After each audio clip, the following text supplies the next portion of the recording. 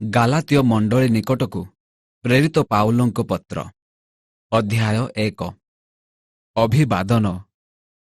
ମୁଁ ପାଉଲ, ଜଣେ ପ୍ରେରିତ ମନୁଷ୍ୟଠାରୁ ନୁହେଁ କିମ୍ବା ମନୁଷ୍ୟମାନଙ୍କ ଦ୍ୱାରା ନୁହେଁ, କିନ୍ତୁ ଯୀଶୁଖ୍ରୀଷ୍ଟଙ୍କ ଦ୍ୱାରା, ଏବଂ ଯେଉଁ ପିତା ଈଶ୍ୱର ତାହାଙ୍କୁ ମୃତମାନଙ୍କ ମଧ୍ୟରୁ ଉଠାଇଲେ ତାହାଙ୍କ ଦ୍ୱାରା, ଆଉ ମୋହର ସାଙ୍ଗରେ ଥିବା ଭାଇ ସମସ୍ତେ ଗାଲାତୀୟ ଅଞ୍ଚଳରେ ଥିବା ମଣ୍ଡଳୀ ସମୂହକୁ ପତ୍ର।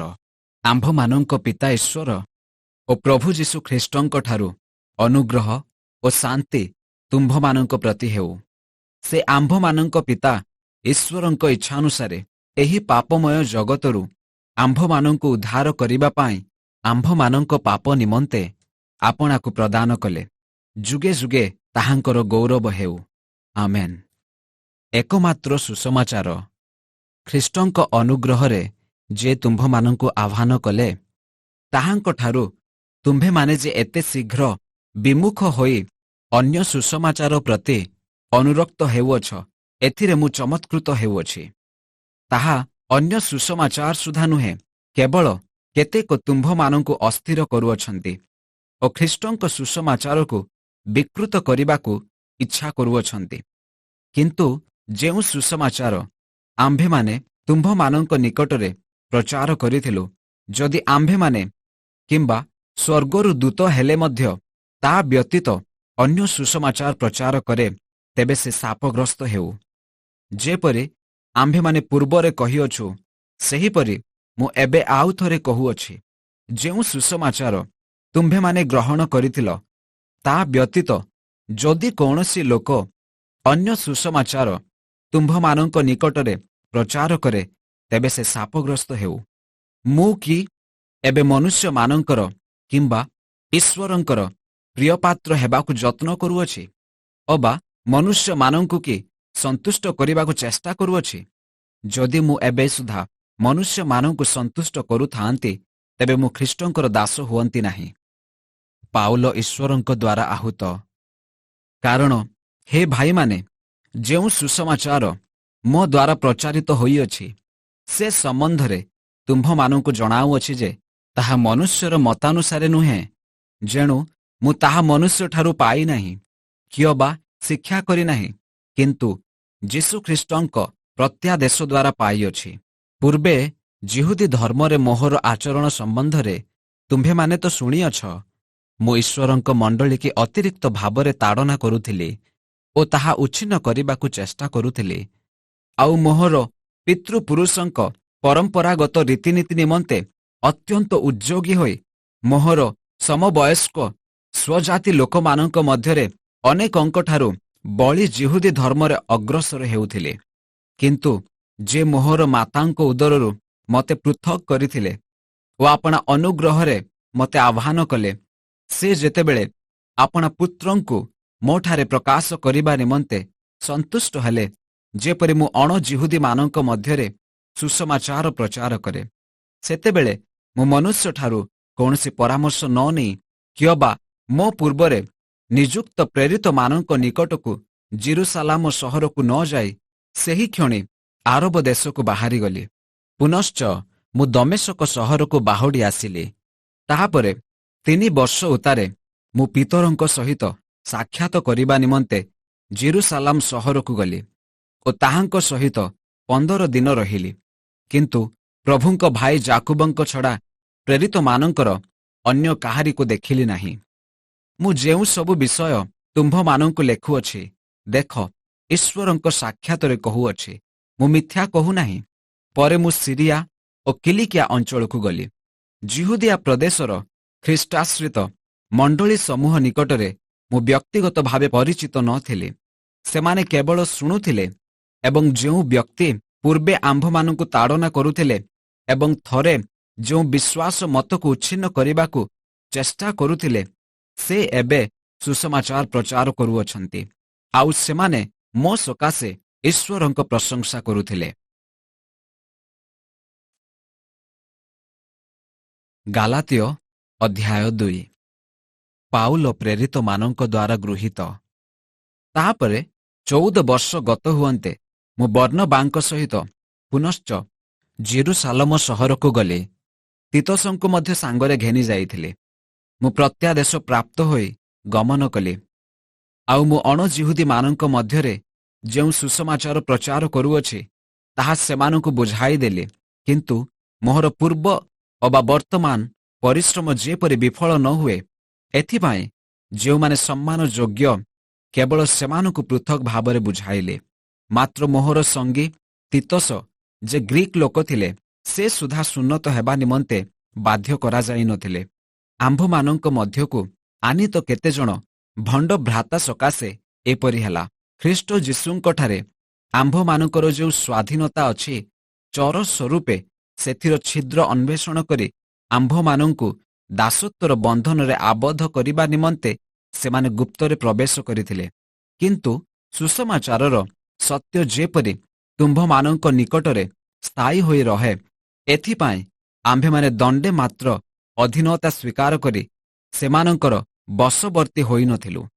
ଆଉ ଯେଉଁମାନେ ଗଣ୍ୟମାନ୍ୟ ବୋଲି ଖ୍ୟାତ, ସେମାନେ କି ପ୍ରକାର ଲୋକ ଥିଲେ, ସେଥିରେ ମୋହର ଯାଏ ଆସେ ନାହିଁ। ଈଶ୍ୱର ମନୁଷ୍ୟର ମୁଖାପେକ୍ଷା କରନ୍ତି ନାହିଁ। ସେହି ଗଣ୍ୟମାନ୍ୟ ବ୍ୟକ୍ତିମାନେ ମୋତେ କିଛି ନୂଆ ଶିକ୍ଷା ଦେଲେ ନାହିଁ।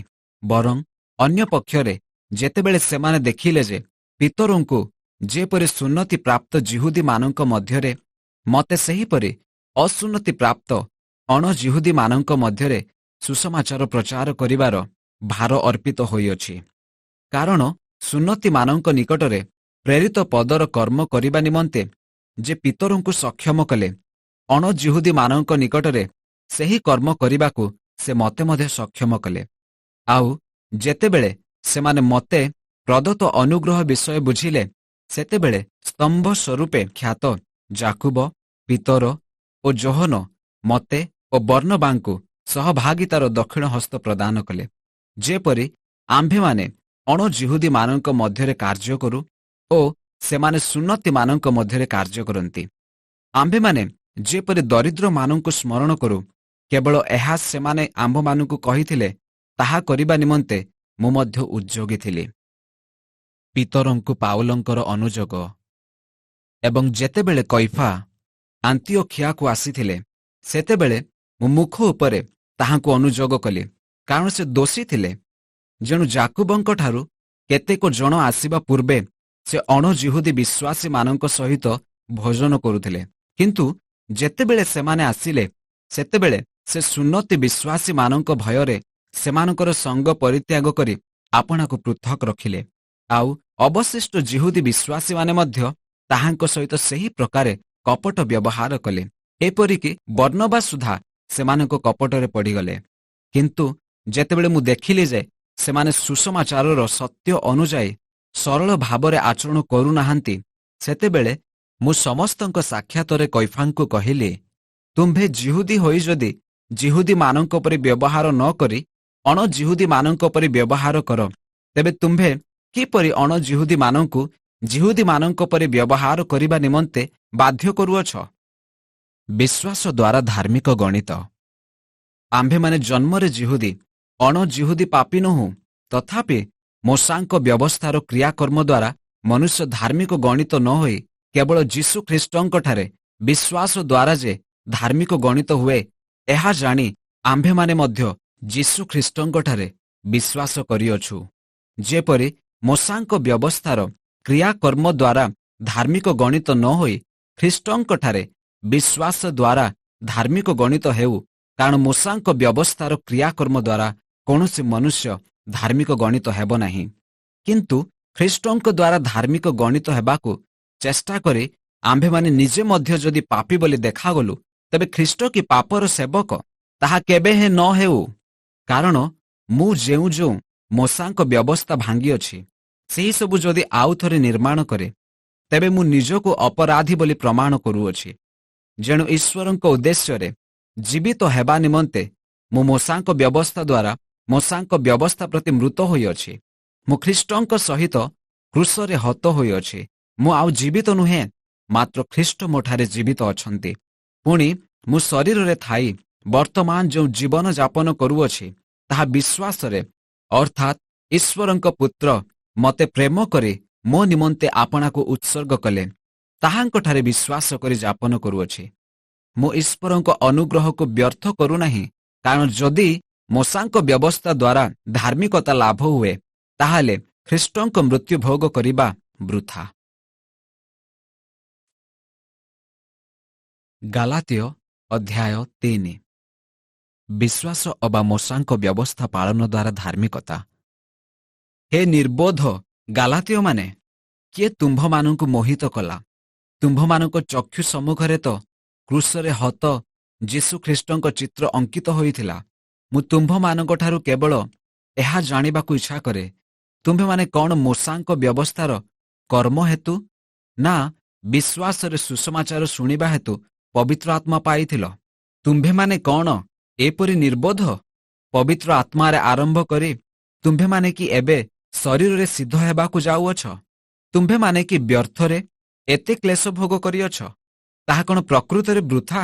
ଅତଏବ ଯେ ତୁମ୍ଭମାନଙ୍କୁ ପବିତ୍ର ଆତ୍ମା ଦାନ କରନ୍ତି ଆଉ ତୁମ୍ଭମାନଙ୍କ ମଧ୍ୟରେ ମହତର କାର୍ଯ୍ୟ ସାଧନ କରନ୍ତି, ସେ କି ମୋଶାଙ୍କ ବ୍ୟବସ୍ଥାର କ୍ରିୟାକର୍ମ ହେତୁ ତାହା କରନ୍ତି ନା ବିଶ୍ୱାସରେ ସୁସମାଚାର ଶୁଣିବା ହେତୁ କରନ୍ତି? ଯେପରି ଅବ୍ରାହମ ଈଶ୍ୱରଙ୍କୁ ବିଶ୍ୱାସ କଲେ ଆଉ ତାହାଙ୍କ ପକ୍ଷରେ ତାହା ଧାର୍ମିକତା ବୋଲି ଗଣିତ ହେଲା। ଅତଏବ ଯେଉଁମାନେ ବିଶ୍ୱାସୀ ସେମାନେ ଅବ୍ରାହମଙ୍କର ସନ୍ତାନ, ଆଉ ଈଶ୍ୱର ଅଣଜିହୁଦୀମାନଙ୍କୁ ବିଶ୍ୱାସ ହେତୁ ଧାର୍ମିକ ଗଣନା କରିବେ।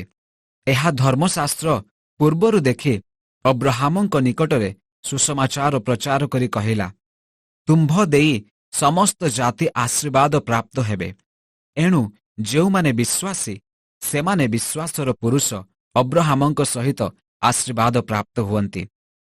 ଧାର୍ମିକ ବିଶ୍ୱାସ ଦ୍ୱାରା ବଞ୍ଚିବ। କାରଣ ଯେତେ ଲୋକ ମୋଶାଙ୍କ ବ୍ୟବସ୍ଥାର କ୍ରିୟାକର୍ମ କରନ୍ତି ସେମାନେ ଶାପଗ୍ରସ୍ତ। ଯେଣୁ ଲେଖା ଅଛି, ଯେ କେହି ମୋଶାଙ୍କ ବ୍ୟବସ୍ଥା ପୁସ୍ତକରେ ଲିଖିତ ସମସ୍ତ କଥା ପାଳନ କରିବା ପାଇଁ ସେଥିରେ ନିତ୍ୟ ପ୍ରବୃତ୍ତ ନ ହୁଏ, ସେ ଶାପଗ୍ରସ୍ତ। ମୋଶାଙ୍କ ବ୍ୟବସ୍ଥା ଦ୍ୱାରା କେହି ଯେ ଈଶ୍ୱରଙ୍କ ସାକ୍ଷାତରେ ଧାର୍ମିକ ଗଣିତ ହୁଏ ନାହିଁ, ଏହା ତ ପବିତ୍ର ଶାସ୍ତ୍ରରେ ସ୍ପଷ୍ଟ। କାରଣ ଧାର୍ମିକ ବିଶ୍ୱାସ ଦ୍ୱାରା ବଞ୍ଚିବ। ଆଉ ବିଶ୍ୱାସ ମୋଶାଙ୍କ ବ୍ୟବସ୍ଥାର ମୂଳ ବିଷୟ ନୁହେଁ। ମୋଶାଙ୍କ ବ୍ୟବସ୍ଥାର ମୂଳ ବିଷୟ ଏହି ଯେ ଏହି ସବୁ ପାଳନ କରେ ସେ ସେଥିରେ ବଞ୍ଚିବ। ଯୀଶୁଖ୍ରୀଷ୍ଟଙ୍କ ଦ୍ୱାରା ଅବ୍ରାହମଙ୍କର ଆଶୀର୍ବାଦ ଯେପରି ଅଣଜିହୁଦୀମାନଙ୍କ ପ୍ରତି ବର୍ତ୍ତେ, ପୁଣି ଆମ୍ଭେମାନେ ଯେପରି ବିଶ୍ୱାସ ହେତୁ ପ୍ରତିଜ୍ଞାତ ଆତ୍ମା ପ୍ରାପ୍ତ ହେଉ, ଏଥିପାଇଁ ଖ୍ରୀଷ୍ଟ ଆମ୍ଭମାନଙ୍କ ନିମନ୍ତେ ଅଭିଶପ୍ତ ହୋଇ ମୋଶାଙ୍କ ବ୍ୟବସ୍ଥାର ଅଭିଶାପରୁ ଆମ୍ଭମାନଙ୍କୁ ମୂଲ୍ୟ ଦେଇ ମୁକ୍ତ କଲେ। କାରଣ ଯେପରି ପବିତ୍ର ଶାସ୍ତ୍ରରେ ଲେଖା ଅଛି, ଯେ କେହି ଖୁଣ୍ଟରେ ଟଙ୍ଗାଯାଏ ସେ ଅଭିଶପ୍ତ। ମୋଶାଙ୍କ ବ୍ୟବସ୍ଥା ଏବଂ ପ୍ରତିଜ୍ଞା। ହେ ଭାଇମାନେ, ମୁଁ ମନୁଷ୍ୟ ଭାବରେ କହୁଅଛି, ଚୁକ୍ତି ମନୁଷ୍ୟ ଦ୍ୱାରା କରାଗଲେ ସୁଦ୍ଧା ଯେତେବେଳେ ତାହା ସ୍ଥିରୀକୃତ ହୁଏ, ସେତେବେଳେ କେହି ତାହା ଅନ୍ୟଥା କରିପାରେ ନାହିଁ ବା ସେଥିରେ କିଛି ଯୋଗ କରିପାରେ ନାହିଁ। ଅବ୍ରାହମ ଓ ତାହାଙ୍କ ସନ୍ତାନ ପ୍ରତି ପ୍ରତିଜ୍ଞା ସମୂହ ଉକ୍ତ ହୋଇଥିଲା। ଅନେକଙ୍କୁ ଲକ୍ଷ୍ୟ କରି ସନ୍ତାନମାନଙ୍କୁ ବୋଲି କୁହାଯାଏ ନାହିଁ, କିନ୍ତୁ ଜଣଙ୍କୁ ଅର୍ଥାତ୍ ଖ୍ରୀଷ୍ଟଙ୍କୁ ଲକ୍ଷ୍ୟ କରି ତୁମ୍ଭର ସନ୍ତାନକୁ ବୋଲି କୁହାଯାଏ। ମୋହର ଭାବ ଏହି, ଯେଉଁ ନିୟମ ଈଶ୍ୱରଙ୍କ କର୍ତ୍ତୃକ ପୂର୍ବରୁ ସ୍ଥିରୀକୃତ ହୋଇଥିଲା, 430 ବର୍ଷ ପରେ ଦିଆଯାଇଥିବା ମୋଶାଙ୍କ ବ୍ୟବସ୍ଥା ତାହା ବ୍ୟର୍ଥ କରେ ନାହିଁ, ଯେପରି ତଦ୍ୱାରା ପ୍ରତିଜ୍ଞା ନିଷ୍ଫଳ କରାଯାଏ। କାରଣ ଅଧିକାର ଯଦି ମୋଶାଙ୍କ ବ୍ୟବସ୍ଥା ମୂଳକ ହୁଏ, ତେବେ ତାହା ଆଉ ପ୍ରତିଜ୍ଞାମୂଳକ ନୁହେଁ। କିନ୍ତୁ ଈଶ୍ୱର ପ୍ରତିଜ୍ଞା ଦ୍ୱାରା ଅବ୍ରାହମଙ୍କୁ ତାହା ଦାନ କରିଅଛନ୍ତି। ତେବେ ମୋଶାଙ୍କ ବ୍ୟବସ୍ଥା କାହିଁକି ଦିଆଗଲା? ଯେଉଁ ସନ୍ତାନଙ୍କୁ ଲକ୍ଷ୍ୟ କରି ପ୍ରତିଜ୍ଞା କରାଯାଇଥିଲା, ତାହାଙ୍କ ନ ଆସିବା ପର୍ଯ୍ୟନ୍ତ ତାହା ଆଜ୍ଞା ଲଙ୍ଘନ ହେତୁ ଯୋଗ କରାଗଲା। ପୁଣି ତାହା ଦୂତମାନଙ୍କ ଦ୍ୱାରା ଜଣେ ମଧ୍ୟସ୍ଥଙ୍କ ହସ୍ତରେ ସ୍ଥାପିତ ହୋଇଥିଲା। ମଧ୍ୟସ୍ଥ ଗୋଟିଏ ପକ୍ଷର ପ୍ରତିନିଧି ନୁହନ୍ତି, କିନ୍ତୁ ଈଶ୍ୱର ଏକ। ବ୍ୟବସ୍ଥାର ଉଦ୍ଦେଶ୍ୟ।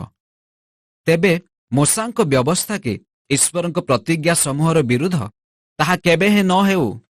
କାରଣ ଯଦି ଜୀବନ ଦେବାକୁ ସମର୍ଥ ଏପରି ମୋଶାଙ୍କ ବ୍ୟବସ୍ଥା ଦିଆଯାଇଥାନ୍ତା, ତେବେ ଧାର୍ମିକତା ପ୍ରକୃତରେ ମୋଶାଙ୍କ ବ୍ୟବସ୍ଥା ମୂଳକ ହୁଅନ୍ତା।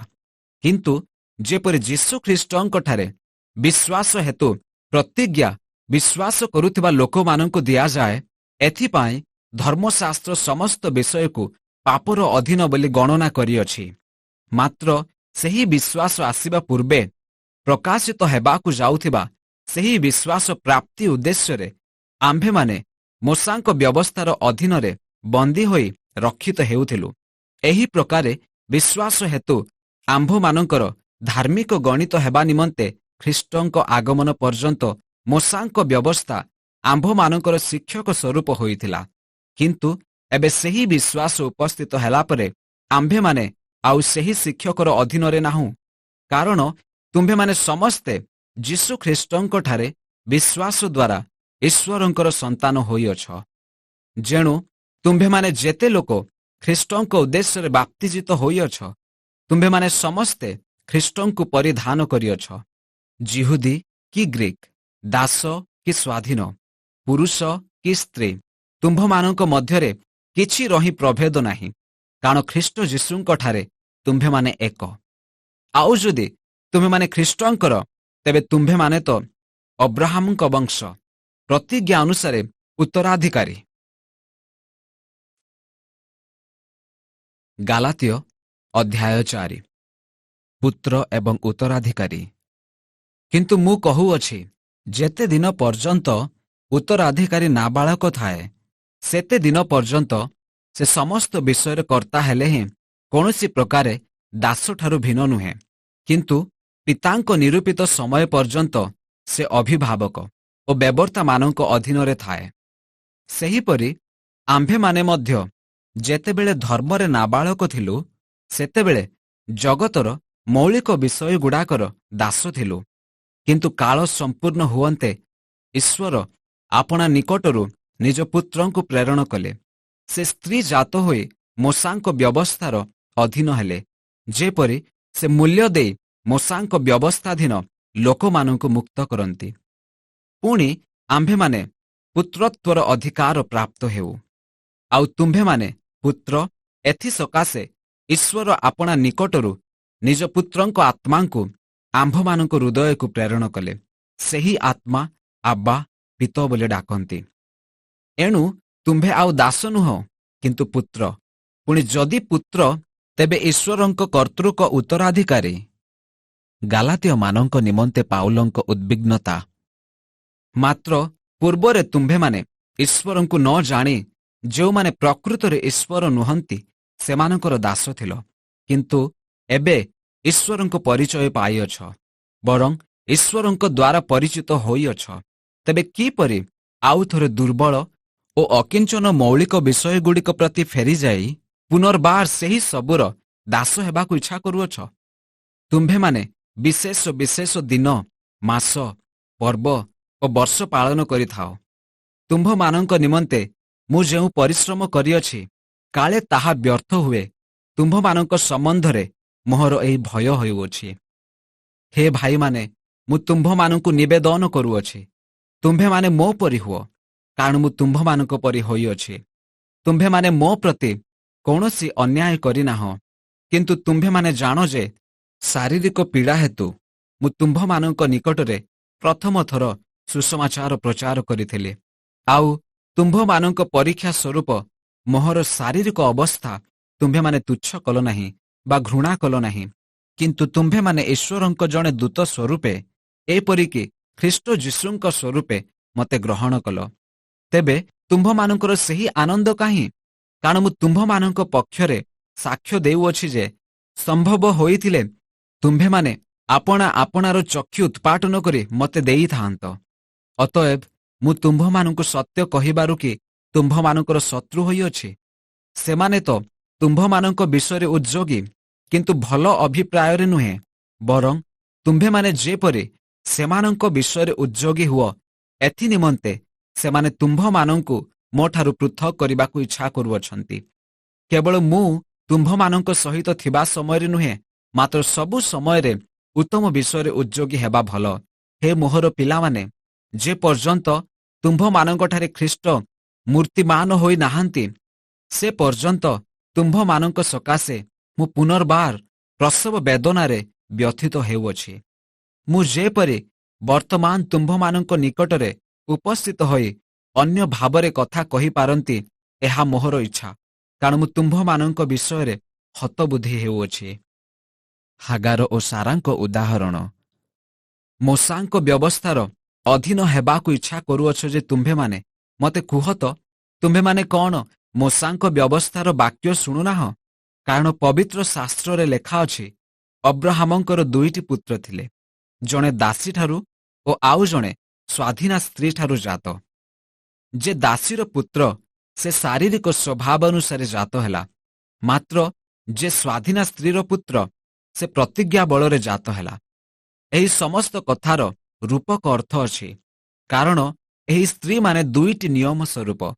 ଗୋଟିଏ ନିୟମ ସିନୟ ପର୍ବତରୁ ଉତ୍ପନ୍ନ, ତାହା ଦାସତ୍ୱ ନିମନ୍ତେ ସନ୍ତାନ ପ୍ରସବକାରିଣୀ ହାଗାର ସେଥିର ନିଦର୍ଶନ।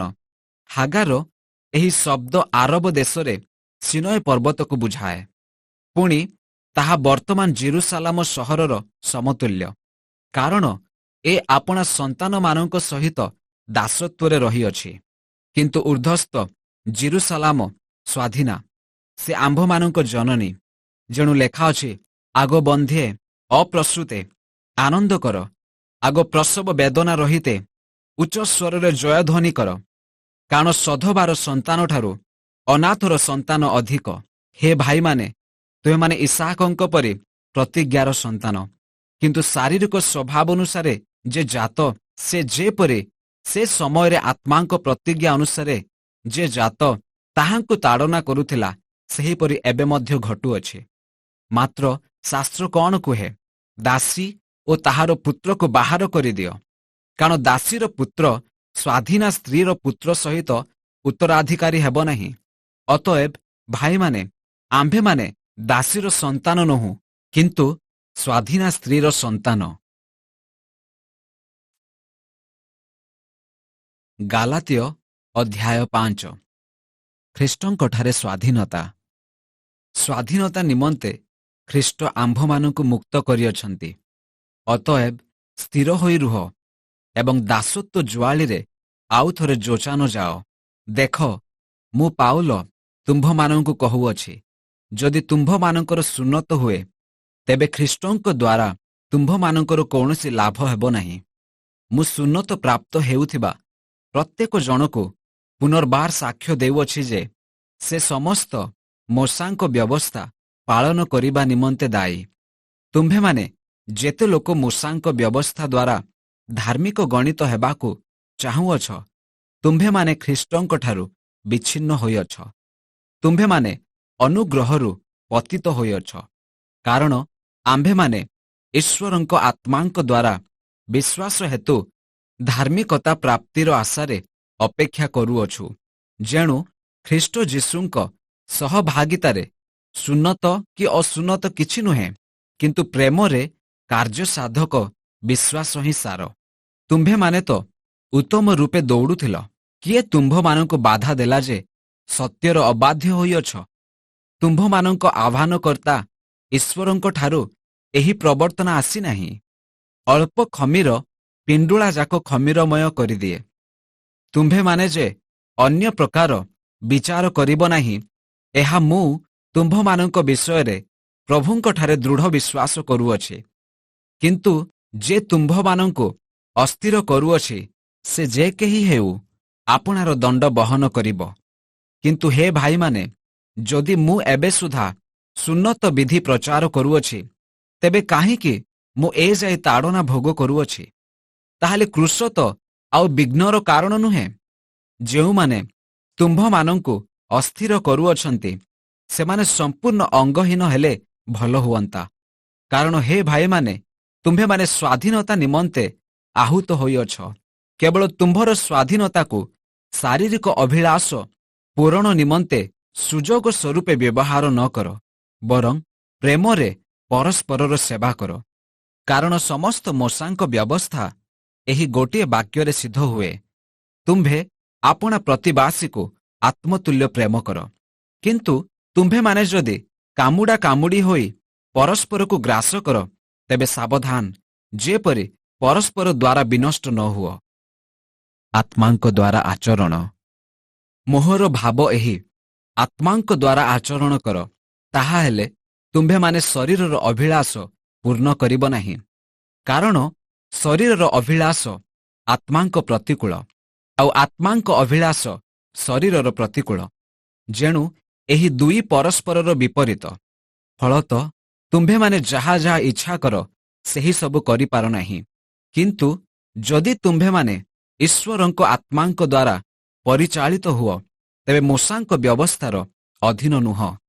ଶରୀରର କାର୍ଯ୍ୟଗୁଡ଼ାକ ତ ସ୍ପଷ୍ଟ ରୂପେ ଜଣା: ବ୍ୟଭିଚାର, ଅଶୁଚିତା, କାମୁକତା, ପ୍ରତିମା ପୂଜା, ନରହତ୍ୟା, କୁହୁକ, ଶତ୍ରୁତା, ବିବାଦ, ଦ୍ୱେଷ, କ୍ରୋଧ, ସ୍ୱାର୍ଥପରତା, ଦଳଭେଦ, ମତଭେଦ, ଈର୍ଷା, ମତ୍ତତା, ରଙ୍ଗରସ ଇତ୍ୟାଦି ପ୍ରକାର କର୍ମଗୁଡ଼ାକ। ମୁଁ ପୂର୍ବରେ ଯେପରି ତୁମ୍ଭମାନଙ୍କୁ କହିଥିଲି, ସେହିପରି ଆଗରୁ କହୁଅଛି ଯେ ଯେଉଁମାନେ ଏହିସବୁ ପ୍ରକାର କର୍ମ କରନ୍ତି ସେମାନେ ଈଶ୍ୱରଙ୍କ ରାଜ୍ୟର ଅଧିକାରୀ ହେବେ ନାହିଁ। କିନ୍ତୁ ପବିତ୍ର ଆତ୍ମାଙ୍କ ଫଳ ପ୍ରେମ, ଆନନ୍ଦ, ଶାନ୍ତି, ଦୀର୍ଘ ସହିଷ୍ଣୁତା, ପରୋପକାରିତା, ଭଦ୍ରତା, ବିଶ୍ୱସ୍ତତା, ମୃଦୁତା ଓ ଆତ୍ମସଂଯମ, ଏହି ସମସ୍ତ ବିରୁଦ୍ଧରେ କୌଣସି ମୂଷାଙ୍କ ବ୍ୟବସ୍ଥା ନାହିଁ। ଯେଉଁମାନେ ଖ୍ରୀଷ୍ଟ ଯୀଶୁଙ୍କର, ସେମାନେ ଶରୀରକୁ ସେଥିର କାମନା ଓ ଅଭିଳାଷ ସହିତ କ୍ରୁଶରେ ହତ କରିଅଛନ୍ତି। ଯଦି ଆମ୍ଭେମାନେ ପବିତ୍ର ଆତ୍ମାଙ୍କ ଦ୍ୱାରା ଜୀବନ ପ୍ରାପ୍ତ କରିଅଛୁ, ତେବେ ପବିତ୍ର ଆତ୍ମାଙ୍କ ଦ୍ୱାରା ମଧ୍ୟ ଆଚରଣ କରୁ। ଆମ୍ଭେମାନେ ବୃଥା ଗର୍ବୀ ହୋଇ ପରସ୍ପରକୁ ବିରକ୍ତ ନ କରୁ ଓ ପରସ୍ପରକୁ ଈର୍ଷା ନ କରୁ। ଗାଲାତୀୟ ଅଧ୍ୟାୟ 6। ପରସ୍ପରର ଭାର ବହନ କରିବା। ହେ ଭାଇମାନେ, ଯଦି କେହି କୌଣସି ଅପରାଧରେ ଧରାପଡ଼େ, ଆତ୍ମିକ ଯେ ତୁମ୍ଭେମାନେ ମୃଦୁ ଭାବରେ ସେହି ପ୍ରକାର ଲୋକକୁ ସଂଶୋଧନ କର। ପୁଣି କିଏ ଜାଣି ନିଜେ ମଧ୍ୟ ପରୀକ୍ଷାରେ ପଡ଼ିପାର, ଏଥିପାଇଁ ଆପଣା ବିଷୟରେ ସାବଧାନ ହୁଅ। ପରସ୍ପରର ଭାର ବହନ କର। ଏହି ପ୍ରକାରେ ତୁମ୍ଭେମାନେ ଖ୍ରୀଷ୍ଟଙ୍କ ବ୍ୟବସ୍ଥା ସଫଳ କରିବ। ଯଦି କୌଣସି ଲୋକ ଅସାର ହେଲେ ହେଁ ଆପଣାକୁ ବଡ଼ ବୋଲି ମନେ କରେ, ତେବେ ସେ ନିଜକୁ ପ୍ରବଞ୍ଚନା କରେ। କିନ୍ତୁ ପ୍ରତ୍ୟେକ ଜଣ ଆପଣା କର୍ମ ପରୀକ୍ଷା କରୁ, ତେବେ ସେ ଅନ୍ୟ ସହିତ ଆପଣାକୁ ତୁଳନା କରିବା ଦ୍ୱାରା ଦର୍ପ ନ କରି କେବଳ ନିଜଠାରେ ଦର୍ପର କାରଣ ପାଇବ। କାରଣ ପ୍ରତ୍ୟେକ ଜଣ ଆପଣା ଭାର ବହନ କରିବ।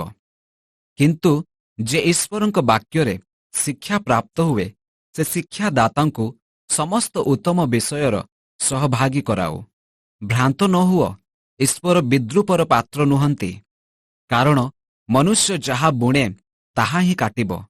ଯେଣୁ ଯେ ଆପଣା ଶରୀର ଉଦ୍ଦେଶ୍ୟରେ ବୁଣେ, ସେ ଶରୀରରୁ ଉତ୍ପନ୍ନ କ୍ଷୟଣୀୟ ଶସ୍ୟ କାଟିବ। କିନ୍ତୁ ଯେ ପବିତ୍ର ଆତ୍ମାଙ୍କ ଉଦ୍ଦେଶ୍ୟରେ ବୁଣେ, ସେ ଆତ୍ମାଙ୍କଠାରୁ ଉତ୍ପନ୍ନ ଅନନ୍ତ ଜୀବନ ରୂପ ଶସ୍ୟ କାଟିବ। ଆମ୍ଭେମାନେ ଉତ୍ତମ କର୍ମ କରିବାରେ କ୍ଳାନ୍ତ ନ ହେଉ, କାରଣ କ୍ଳାନ୍ତ ନହେଲେ ଉପଯୁକ୍ତ ସମୟରେ ଶସ୍ୟ କାଟିବା। ଅତଏବ ଆମ୍ଭେମାନେ ସୁଯୋଗ ଅନୁସାରେ ସମସ୍ତଙ୍କର, ବିଶେଷତଃ ଏକ ପରିବାରଭୁକ୍ତ ବିଶ୍ୱାସୀ ସମସ୍ତଙ୍କର ମଙ୍ଗଳ କରୁ। ଶେଷ ସତର୍କବାଣୀ ଓ ଅଭିବାଦନ। ଦେଖ, କିପରି ବଡ଼ ବଡ଼ ଅକ୍ଷରରେ ମୋହର ନିଜ ହସ୍ତରେ ମୁଁ ତୁମ୍ଭମାନଙ୍କ ନିକଟକୁ ଲେଖିଅଛି। ଯେଉଁମାନେ ବାହ୍ୟ କ୍ରିୟାକର୍ମ ଦ୍ୱାରା ସୁଖ୍ୟାତି ପାଇବାକୁ ଇଚ୍ଛା କରନ୍ତି, ସେମାନେ ତୁମ୍ଭମାନଙ୍କୁ ସୁନ୍ନତ ହେବା ପାଇଁ ବାଧ୍ୟ କରନ୍ତି। ଖ୍ରୀଷ୍ଟଙ୍କ କ୍ରୁଶ ହେତୁ ସେମାନେ ଯେପରି ତାଡ଼ନା ଭୋଗ ନ କରନ୍ତି, କେବଳ ସେଥି ନିମନ୍ତେ ତାହା କରନ୍ତି। କାରଣ ଯେଉଁମାନେ ସୁନ୍ନତ ବିଧି ସମର୍ଥନ କରନ୍ତି, ସେମାନେ ନିଜେ ସୁଦ୍ଧା ମୂଷାଙ୍କ ବ୍ୟବସ୍ଥା ପାଳନ କରନ୍ତି ନାହିଁ। ବରଂ ସେମାନେ ଯେପରି ତୁମ୍ଭମାନଙ୍କ ଶରୀର ସମ୍ବନ୍ଧରେ ଗର୍ବ କରିପାରନ୍ତି, ଏଥିପାଇଁ ସେମାନେ ତୁମ୍ଭମାନଙ୍କୁ ସୁନ୍ନତ କରାଇବାକୁ ଇଚ୍ଛା କରନ୍ତି। କିନ୍ତୁ ଆମ୍ଭମାନଙ୍କ ପ୍ରଭୁ ଯୀଶୁ ଖ୍ରୀଷ୍ଟଙ୍କର କ୍ରୁଶ ବ୍ୟତୀତ ଆଉ କାହିଁରେ ଦର୍ପ କରିବା ମୋଠାରୁ ଦୂରେ ଥାଉ। ତାହାଙ୍କ ଦ୍ୱାରା ଜଗତ ମୋ ପ୍ରତି ଓ ମୁଁ ଜଗତ ପ୍ରତି କ୍ରୁଶରେ ହତ ହୋଇଅଛି। କାରଣ ସୁନ୍ନତ କିମ୍ବା ଅସୁନ୍ନତ କିଛି ନୁହେଁ, କିନ୍ତୁ ନୂତନ ସୃଷ୍ଟି ହିଁ ସାର। ଆଉ ଯେତେ ଲୋକ ଏହି ନିୟମାନୁସାରେ ଆଚରଣ କରନ୍ତି, ସେମାନଙ୍କ ଉପରେ ଓ ଈଶ୍ୱରଙ୍କର ଇସ୍ରାଏଲ ଉପରେ ଶାନ୍ତି ଓ ଦୟା ବର୍ତ୍ତୁ। ଆଜିଠାରୁ କେହି ଆଉ ମୋତେ କଷ୍ଟ ନ ଦେଉ, କାରଣ ମୁଁ ମୋହର ଶରୀରରେ ଯୀଶୁଙ୍କ କ୍ଷତ ଦାଗ ବହନ କରୁଅଛି। ହେ ଭାଇମାନେ, ଆମ୍ଭମାନଙ୍କ ପ୍ରଭୁ ଯୀଶୁ ଖ୍ରୀଷ୍ଟଙ୍କର ଅନୁଗ୍ରହ ତୁମ୍ଭମାନଙ୍କ ସହବର୍ତ୍ତୀ ହେଉ। ଆମେନ୍।